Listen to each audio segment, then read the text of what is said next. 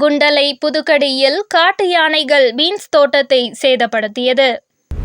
Munnar KL68 news நேயர்களுக்கு வணக்கம்.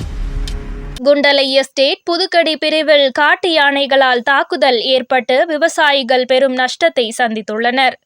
சம்பத் மற்றும் விஜயகுமார் ஆகிய இருவரின் பீன்ஸ் தோட்டங்களில் புதன்கிழமை இரவு 11 மணியளவில் 4 யானைகள் கொண்ட கூட்டம் நுழைந்து பெருமளவில் பயிர்களை சேதப்படுத்தியது.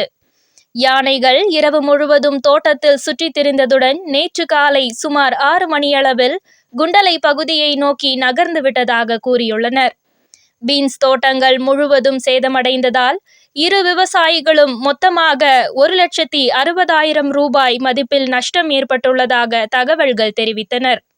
குண்டலை பகுதியில் கடந்த ஒரு வாரமாக படையப்பா யானை பல்வேறு விவசாய நிலங்களை சேதப்படுத்தி வருவதும் குறிப்பிடத்தக்கது. வனத்துறையினர் விரைந்து யானைகளை வனப்பகுதிக்குள் துரத்த வேண்டும் என பொதுமக்கள் வலியுறுத்தி வருகின்றனர். தொடர்ந்து இணைந்திருங்கள். மூனார் KL68 நியூஸிற்காக உங்கள் ஸ்னேகா.